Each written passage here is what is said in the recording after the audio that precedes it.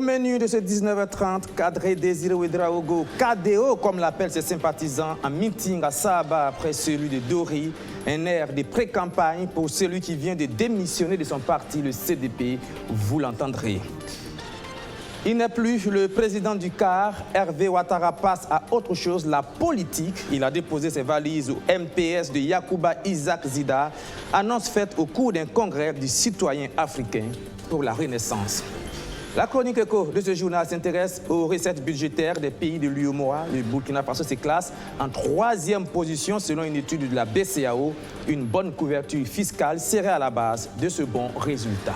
Et puis, c'est une performance historique pour le Burkina Faso qui vient de récolter sa première médaille dans un mondial d'athlétisme. Hugues Fabrice Zango a décroché la médaille de bronze en triple saut avec un bond de 17,66 m aux mondiaux du Doha. Voilà pour le sommet, bonsoir et bienvenue. Nous ouvrons ce journal avec cette performance historique, je vous le disais, de cet athlète Hugues Fabrice Zango qui vient de décrocher la médaille de bronze en triple saut aux mondiaux de Doha, mondiaux d'athlétisme. Il a fait un bond de 17,66 m. Il vient après les Américains Clark et le champion du monde Taylor qui lui a fait un bond de 17,92 m. Par cette performance, les Burkinabés améliorent le record du Burkina Faso et le record d'Afrique qu'il détenait déjà. Il devient du même coup le deuxième athlète africain médaillé au championnat du monde en triple saut après la 3e place du Nigérian Ajayi Agbebuku en 1983. Je vous propose de suivre maintenant le saut de l'exploit. De Stécie de plus sauter la police qui était 5e. Et voilà, c'est le podium qui se joue avec Hugues Fabrice Zango qui s'entraîne en France, qui est l'université de l'Artois, que l'on voit souvent dans les Hauts-de-France. Allez, peut-être les 17,62 pour aller s'offrir une première médaille mondiale. Voilà!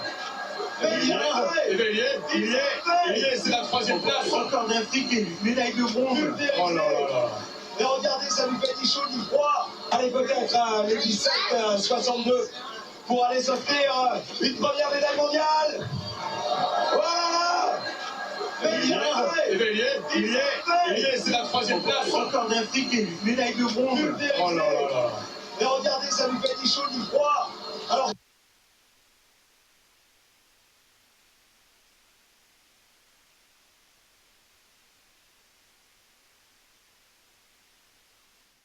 Voilà, ce sont des images exceptionnelles, un bond de 17,66 m devant des noms, de grands noms de l'athlétisme international et mondial.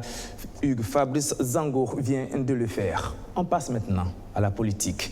Après avoir démissionné de son parti, le CDP Kadri Désiré Ouédraogo semble avoir le vent en poupe. En meeting à Dori, dans la région du Sahel, hier, il s'est rendu ce dimanche dans la commune périphérique de Ouagadougou, la commune de Saba, où il a rencontré les populations pour passer le même message, expliquer le sens de sa candidature à l'élection présidentielle de 2020. Abdoulaziz Sarré pour le compte rendu.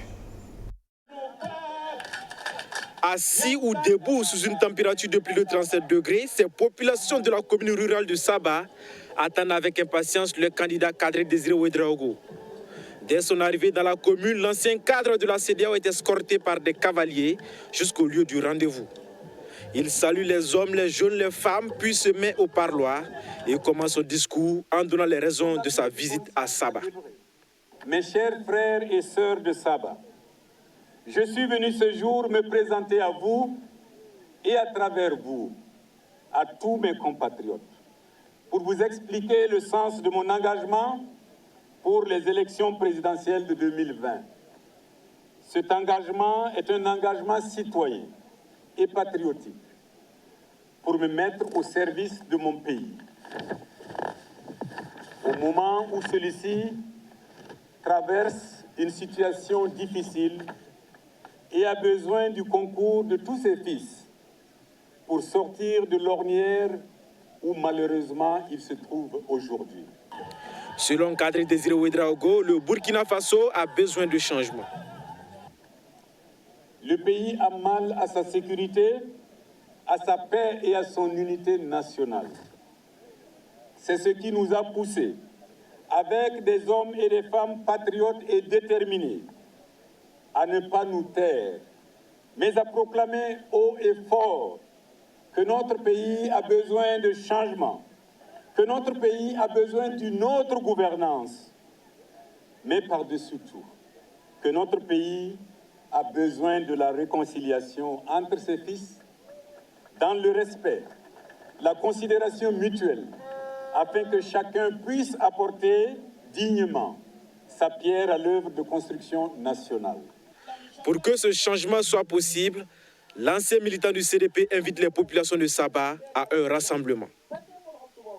Population de Saba, je vous invite au rassemblement et au combat pour notre chère patrie. Nous devons travailler à retrouver la sécurité et la paix pour notre peuple. Nous devons nous battre pour assurer des conditions décentes de vie à tous, assurer un plein emploi, une formation adaptée pour notre jeunesse. Nous devons travailler à ramener et à restaurer l'autorité de l'État. Telles sont les tâches que nous avons devant nous. Tout en condamnant les attaques terroristes contre les forces de l'ordre et les populations, Kadri Désiré Ouédraogo invite les Burkinabés à une franche collaboration avec les FDS. Au même moment, ce dimanche, la jeunesse du CDP de l'arrondissement 6 de Ouagadougou était en assemblée générale.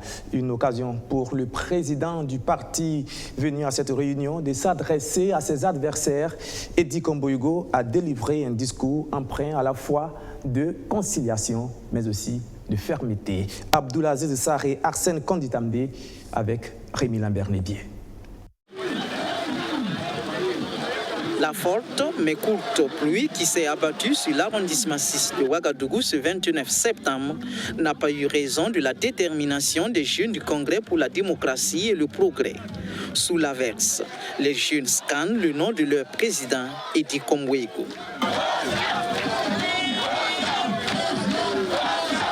Après le congrès extraordinaire qui a vu s'opérer une grande purge au sein du parti, cette activité est le signe de l'attachement et de la confiance renouvelée de ces jeunes à la direction du parti de l'EPI et de la DABA. On a profité de l'occasion pour témoigner notre solidarité vis-à-vis de la direction du parti par rapport à les mesures prises lors du dernier congrès. Dans chaque parti politique, il faut vraiment qu'il y ait la discipline et suivre le mot d'ordre du parti. Et c'est 3 jours seulement qu'on nous a dit d'organiser cette assemblée générale. Et dès qu'on a donné le coup de sifflet, les jeunes se sont mobilisés comme un seul homme pour que cette activité ait lieu. Le dernier congrès a fait des vagues au sein de l'ancien parti au pouvoir. Certains membres fondateurs ont été radiés et d'autres suspendus. Des actions qui concourent à instaurer vaille que vaille la discipline au sein d'un parti très éprouvé ces dernières années. Le CDP a des textes fondamentaux. Il s'agit des statuts et du règlement intérieur. Il n'y a pas de super militants au CDP. Il n'y a pas de petits militants au CDP. Les militants sont des militants et tous doivent se soumettre aux statuts et règlements intérieurs. 2020, c'est proche. Le CDP aura pourtant besoin de toutes ses forces vives pour aller à la conquête du pouvoir perdu en 2014. Eddy Komboïgo dit être ouvert au retour des militants sanctionnés, mais à condition qu'ils fassent leur mea culpa. Le CDP est un parti du pardon. Si ces gens qui sont sanctionnés vont réfléchir, s'ils vont réfléchir, ils nous écrivent, ils s'amendent, ils s'engagent à ne plus commettre les mêmes bêtises qu'hier, je vais vous demander de les accepter. Parce que je suis un homme de pardon. Parce que le président Blaise Compaoré est un homme de pardon. Je le dis ici et je le répète. Eddy Komboïgo appelle les militants à la réconciliation, à l'image de celle entre Mahama Yanogo et le colonel, 2 militants en froid depuis quelque temps. Il demande aux militants de massivement s'enrôler pour une victoire du CDP au soir des élections de 2020. La nouvelle peut faire sourire plus d'un et pourtant, elle n'étonne pas les habitués des intrigues de la politique. Hervé Ouattara, jusqu'ici président du CAR, a décidé de franchir le pas. Il entre en politique, il dépose ses valises au MPS de Yacouba Isaac Zida. Il a lui-même annoncé au cours d'un congrès ordinaire de cette organisation de la société civile. Roméo Koeta. Il n'y a pas véritablement de grande frontière entre la société civile et la politique parce que nous l'avons toujours fait sans, et nous l'avons toujours nié, Enfin, le mot est lâché. Hervé Ouattara veut désormais s'assumer. Il fera officiellement la politique, ce qu'il a toujours nié pendant qu'il endossait le costume d'acteur de la société civile. J'ai fait mes preuves dans la société civile, j'ai vu que j'ai fait ce que je pouvais. Mais je partage quand même une vision des objectifs avec un certain nombre de personnes.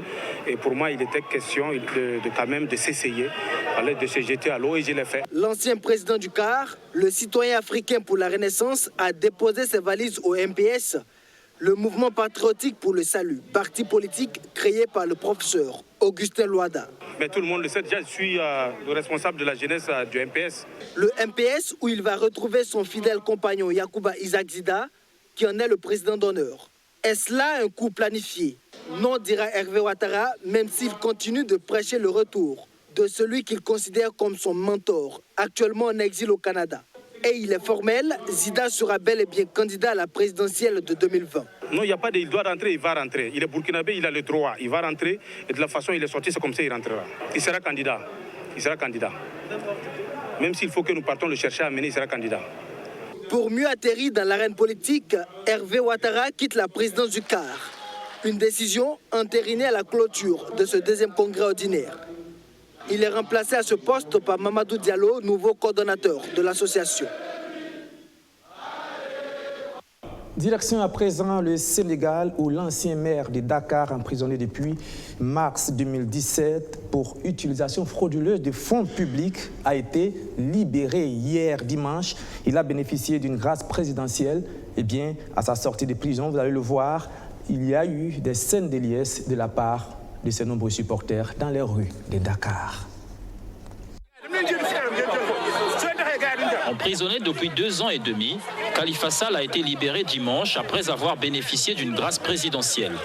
L'ancien maire de Dakar avait été mis sous les verrous pour utilisation frauduleuse des fonds publics en mars 2017 et condamné à 5 ans de prison en août 2018. À sa sortie de la prison de Rebeuss à Dakar, de nombreux partisans en liesse sont venus l'accueillir vers 20h. C'est la joie et l'allégresse parce que le président des cœurs du Sénégal est sorti de prison. Il a été séquestré pendant 2 ans et 8 mois. Mais sa popularité reste intacte. C'est le président des cœurs. Et nous, Dakarois, nous, Sénégalais, nous serons toujours avec lui jusqu'à ce qu'il parvienne à la magistrature suprême. Khalifa Sall a été digne dans l'épreuve. Khalifa Sall a été courageux. Khalifa Sall a été un grand croyant. Aujourd'hui, c'est une date historique. Khalifa Sall est sorti. Il n'a pas demandé de grâce. Il n'a pas demandé pardon. Il n'a pas reconnu les faits. Il est resté droit dans ses potes.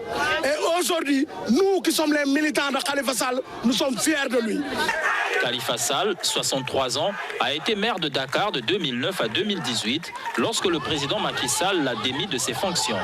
Il avait été élu au Parlement en 2017 sans jamais avoir eu la chance de siéger.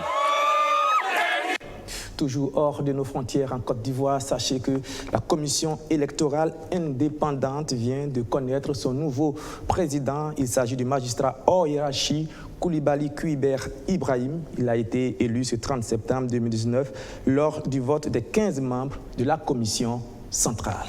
Et on passe à autre chose à présent. Le Secours islamique au Burkina Faso, Secours médical islamique, organise ses journées portes ouvertes. Pendant 7 jours, les échanges vont concerner les actions sanitaires en faveur des couches vulnérables. Alexis Belem-Naba, Madina Sinou pour le compte rendu. Contribuer à la promotion de la santé des populations vulnérables. C'est l'objectif de ces journées portes ouvertes qui se tiendront du 28 septembre au 4 octobre 2019. Elle a été organisée par le Secours médical islamique au Burkina Faso, SMIB, qui est une association humanitaire à but non lucratif intervenant dans le domaine de la santé.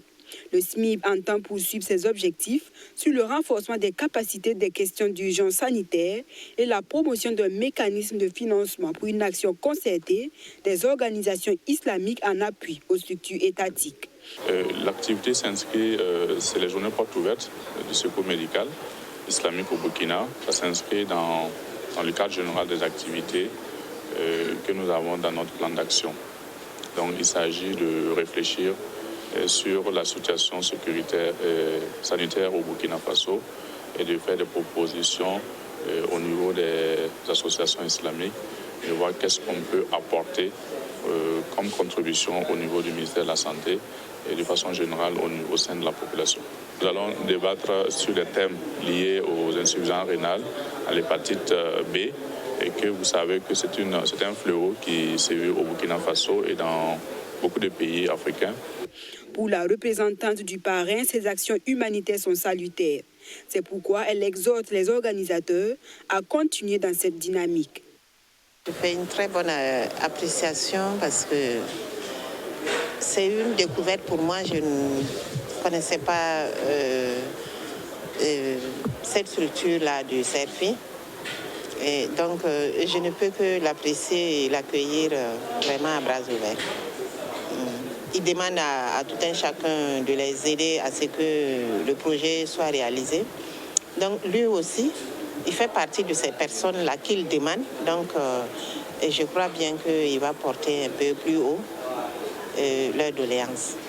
Un dépistage sur l'hépatite B et une vaccination contre la maladie, des séances de sensibilisation sur certaines pathologies dont les maladies cardiovasculaires, la fièvre jaune sont entre autres des actions qui seront menées au cours de ces journées portes ouvertes.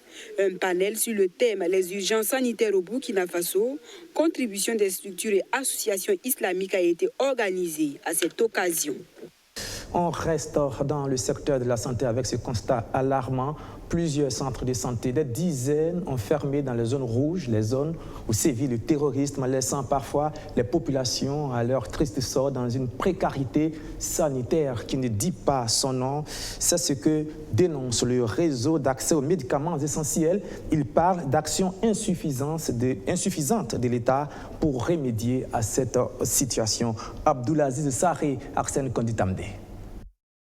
Depuis plus de 3 ans, le Burkina Faso, à l'instar de plusieurs pays de la sous-région ouest-africaine, fait face à une insécurité grandissante due au terrorisme.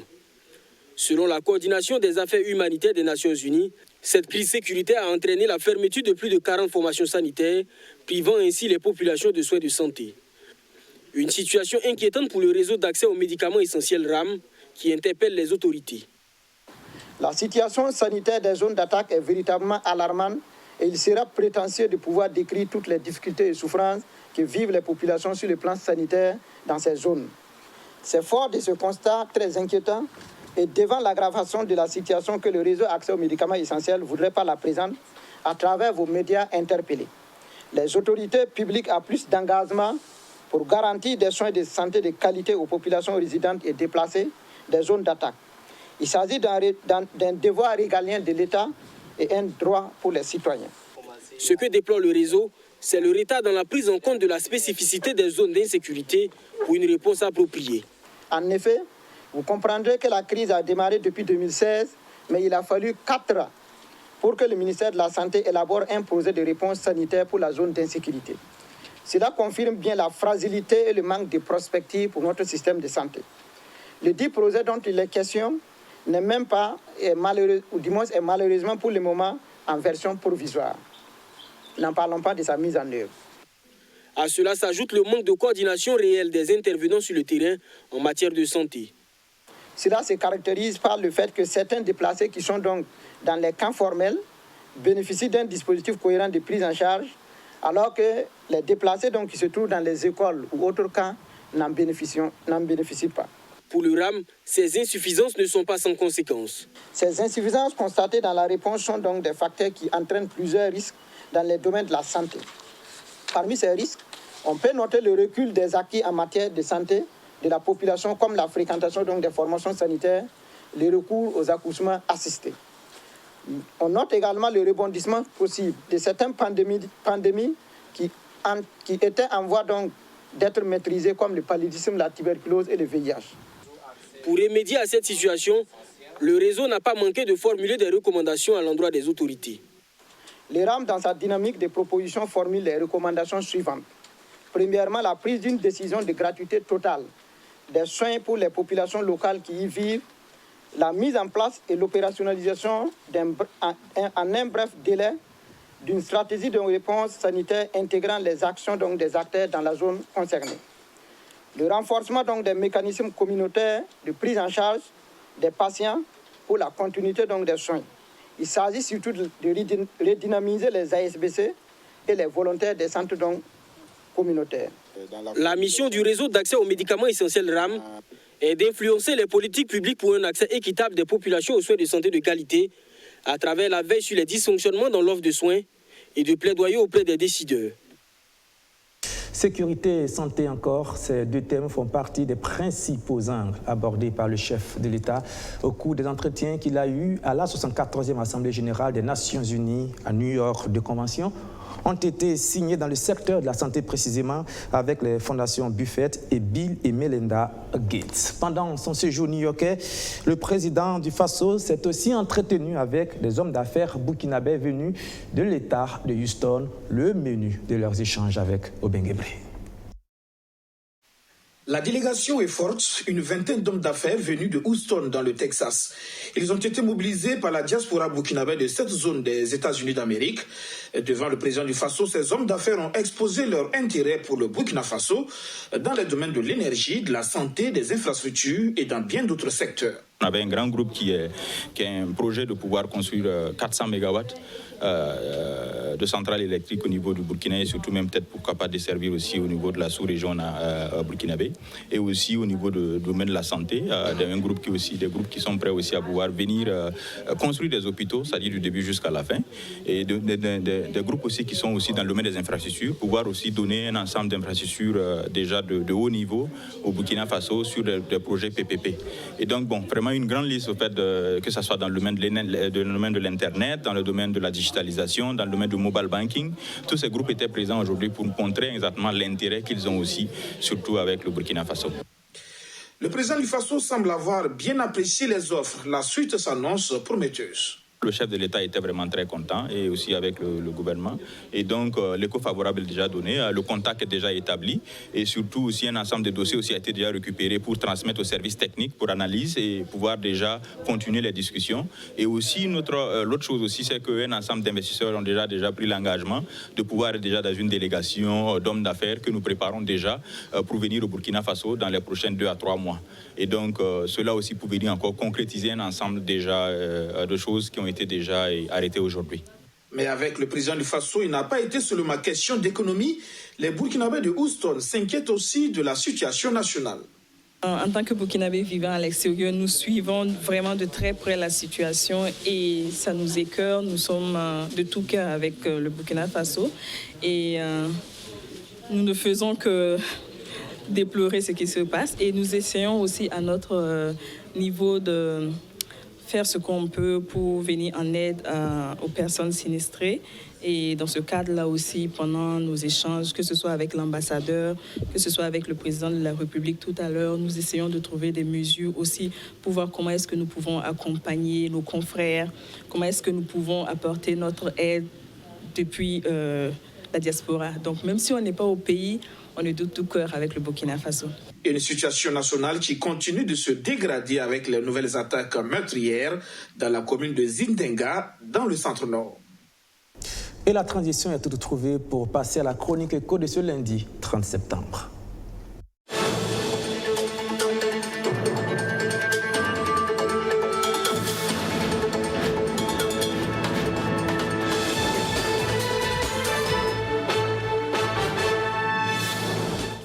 Selon un rapport de juillet 2019 de la BCEAO, le Burkina Faso se classe 3e des pays de l'espace UEMOA qui ont enregistré une forte hausse de leurs recettes budgétaires entre 2017 et 2018, une performance qui se justifierait par une politique fiscale efficace. C'est ce que nous dit l'hebdomadaire L'économiste du Faso avec Rémi Lambert-Lébier. classé 3e des pays de l'espace UEMOA qui ont enregistré une forte hausse de leurs recettes budgétaires en 2018 avec une augmentation de plus 12,3% par rapport à l'année 2017, le Burkina Faso a bien des arguments pour croire en la bonne santé de son économie. Mais cette bonne performance à l'échelle internationale dénote toutefois du niveau de pression fiscale qui est exercé. Donc pour le Burkina, on est parmi les 3 premiers qui ont fait de gros efforts en termes de recouvrement. Je pense que le Burkinabé le ressent au quotidien. Il y a de nouvelles taxes, il y a de nouvelles niches que le ministère des Finances est en train de découvrir pour permettre effectivement de récolter un peu plus. Mais vous savez que ces dernières années, les impôts étaient dans une politique d'optimisation déjà des anciennes recettes. Parce que vous savez que l'autorité publique, que tout le monde ne paye pas les impôts ou ne paye pas à temps les impôts, ne paye pas ce qu'ils doivent payer. Donc déjà, je pense qu'au niveau des impôts, c'est cet effort-là qui est en train d'être fait et qu'on est en train de remarquer sur l'évolution des recettes. J'allais dire que c'est un bon signe. C'est quand ils sont en baisse, ça veut dire que les contribuables ont du mal à payer, donc ça peut témoigner d'une certaine crise. Ça veut dire que l'activité économique est plus ou moins saine, elle permet de prélever l'impôt, de permettre aussi aux citoyens de payer les taxes qu'ils doivent payer. La BCEAO, auteur de ce rapport de classification, mentionne pourtant la faiblesse du taux de pression fiscale au sein de l'espace communautaire. Il se situe à 15,7% en 2018 et chaque État membre de l'UEMOA devrait travailler à converger vers la norme réglementaire de 20%. Chaque pays a son potentiel. Maintenant, c'est d'optimiser les recettes que ce potentiel-là permet de recueillir. Je crois que le but du G, c'est ça. Nous, on a l'or. Tout le monde est d'accord qu'on doit essayer de voir comment on peut au mieux bénéficier de cette manne-là, avec le risque aussi que, on tue la poule aux yeux d'or, parce que les investisseurs, c'est quand ils ont quand même aussi des marges de bénéfices qui viennent dans un pays. C'est ce travail-là qu'on doit faire, essayer d'améliorer nos recettes, et ça passe. Ça passe aussi par ce qu'on appelle une pression fiscale un peu plus élevée. Vous savez que la norme à l'UEMOA, c'est autour de 20. Le Burkina est encore autour de, je crois, 17, 18. Je crois 18, je crois. Donc, ce qui laisse croire qu'on a quand même une marge. Cette marge-là, peut-être qu'elle est dans soit de nouvelles taxes. On a déjà vu la taxe sur les véhicules à moteur. C'est la première année. On ne sait pas si elle va être vraiment optimisée. Mais il faut attendre encore 1 ou 2 ans pour voir un peu, effectivement, si cette taxe-là tient ses promesses. Selon les prévisions de la loi des finances 2019, la pression fiscale au Burkina Faso devrait se situer à 20,22%. Le Niger tient la tête des hausses de recettes budgétaires entre 2017 et 2018 avec une marge de progression de plus 23,5%. Il est suivi du Togo avec une hausse de plus 13,4%.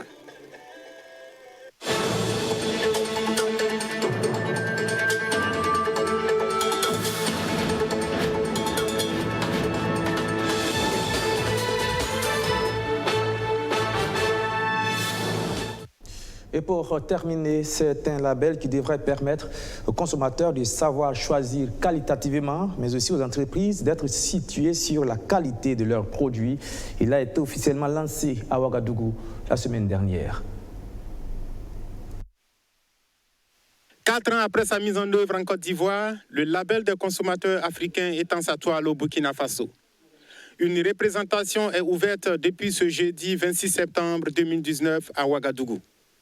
La cérémonie de lancement a été l'occasion pour la promotrice de présenter ce programme qui vient donner la parole aux consommateurs à l'effet de valoriser les produits et services de qualité sur le marché.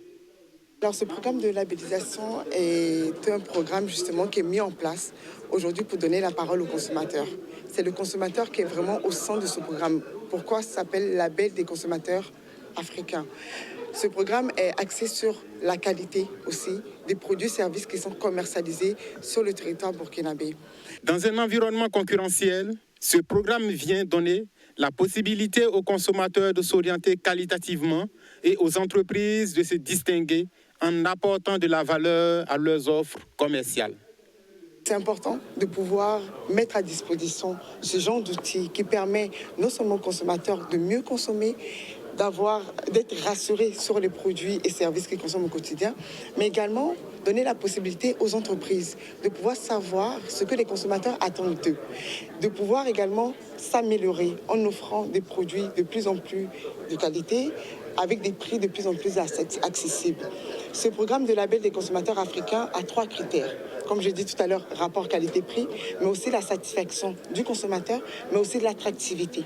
La mise en place de ce programme vient accompagner l'État burkinabé dans les actions de promotion de produits et services qui répondent aux normes de qualité et de compétitivité. C'est pourquoi le ministère en charge du commerce soutient l'initiative.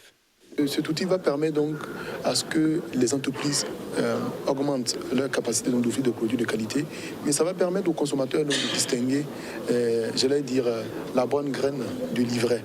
Le label a fait un choix d'avoir un jury de qualité, d'avoir une démarche de qualité et on prend le temps. On a démarré aujourd'hui, c'est jusqu'en avril 2020 que nous allons pouvoir sortir les choses concrètement lorsque les gens vont participer. Donc ce n'est pas un processus donc, de distinction, de remise d'attestation basé seulement sur de la publicité dont souvent on ne connaît pas l'origine ni la finalité, mais c'est un processus intégré et bien organisé. C'est pour cela que nous appuyons l'initiative. Ce programme de certification des produits et services élus par les consommateurs a permis à ce jour de labelliser plus de 150 marques. Voilà, c'est la fin de ce journal. Merci de l'avoir suivi. L'information à retenir, c'est bien cet exploit historique réalisé par Hugues Fabrice Zango, médaillé de bronze en triple saut avec un bond de 17,66 m. Tout à l'heure, plus d'informations sur cet exploit avec le Sport Time qui vous sera présenté par Luc Pabelguet. Moi, je vous retrouve demain à la même heure, 19h30. Merci de votre fidélité.